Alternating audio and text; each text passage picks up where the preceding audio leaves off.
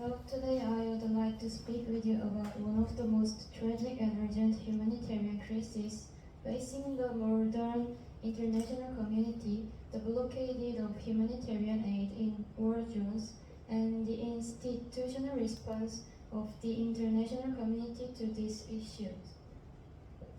We live in an era of highly sophisticated multilateral treaties and universal human rights law.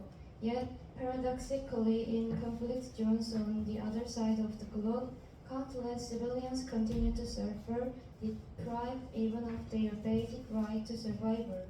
Modern warfare is no longer merely a clash of military powers between nations. It has evolved into asymmetric and brutal offensive targeting civilians, leading to massive displacement and widespread famine. Every human being has the right to live in peace, dignity, and security.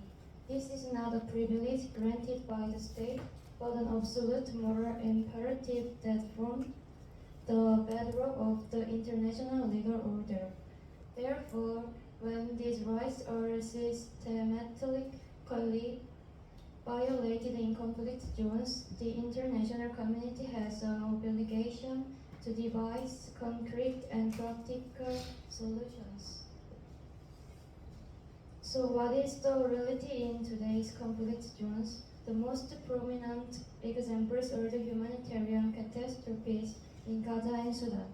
Currently in Gaza, a comprehensive military blockade is in effect, extending beyond mere military containment to control the entry of essential supplies such as food, water, medicine, and fuel. According to the Integrated Food Security Pace Classification report, over 1.1 million people in Gaza are facing the most critical stage of famine, catastrophe, and famine. This is the largest famine-affected population recorded in a single region since the establishment of the global monetary system. Experts warn that if the entry of relief supplies is not immediately guaranteed, the tragedy of over 200 innocent civilians starving to death each day will unfold. This tragedy is not confined to the Middle East. The same tragedy is being repeated in the civil wars in Sudan and South Sudan. Government forces and rebel factions are weaponizing food distribution networks, looting aid warehouse, and deliberately paralyzing relief efforts by imposing complex administrative permit procedures on international NGOs. As a result, over 90 million people are constantly exposed to severe food insecurity. In modern warfare, the blockade of aid has thus transformed into a brutal war strategy that adores civilian reliance by utilizing the non-combatant weapon of starvation. The traditional concept of surveillance established by the international community after the Peace of Westphalia is based on the assumption that states protect their citizens and maintain order within their territories. However, in contemporary civil wars and conflict, some severe states or armed groups are misusing this concept of sovereignty as a shield to oppress civilians and block external interference.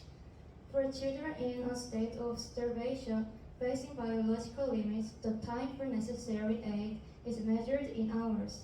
Conversely, reaching consensus through traditional diplomatic channels like the UN Security Council takes months. While debates are prolonged due to the veto power of major powers and diplomatic interest, civilians on the ground are dying every day. Therefore, we must move away from outdated surveillance-centric paradigm and advance toward human security, which prioritizes individual survival and security of the state. This our allegiance with the responsibility to protect principle unanimously adopted at the 2005 UN World Summit, when a sovereign state fails to protect its citizens from mass atrocities or war crimes, the responsibility shifts to the international community. Now the scope of this responsibility to protect must be clearly expanded beyond mere physical massacres to include international starvation and the blockade of humanitarian aid. Of course, some raise concerns that such coercive intervention could be exploited by major powers as imperialistic intervention disguised as humanitarianism or as a means of regime change. There are also concerns that it could undermine the principle of political neutrality, a fundamental tenet of aid. However, the risk of misuse cannot justify allowing millions to starve to death. If there is a risk, we must create robust, multilateral institutional mechanisms to control it. To this end, I propose three institutional frameworks. First, we must conclude an international convention on compulsory humanitarian access that is automatically treated based on object famine indicators. When a certain threshold is met and belligerent parties refuse humanitarian access. Second, we must establish a humanitarian enforcement group under the UN solely dedicated to the safe transport and distribution of relief supplies for logistical and defensive purposes. Third, we must link automatic and robust judicial and economic sanctions mechanisms against commanders and political actors who block humanitarian aid, including asset freezing and prosecution for war crimes through the International Crime Court. I conclude my presentation by urging responsible change from the international community so that innocent civilians no longer starve to death as tool of war. Thank you for your attention.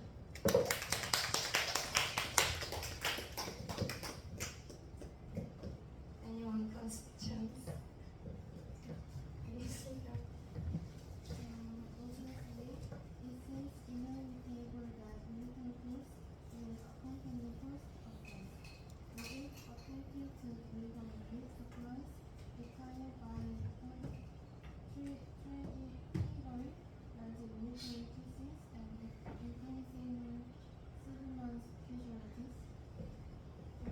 The use of force by humanitarian enforcement units that I propose is strictly limited to defensive purposes, responding only when aid vehicles are attacked rather than as a preemptive strike.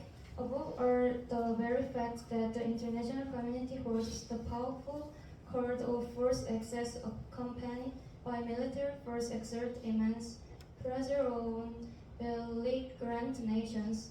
By signaling that the international community will eventually intervene by force if they block access to the very end, we can paradoxically exert a powerful deterrent that induces them to voluntarily open aid corridors.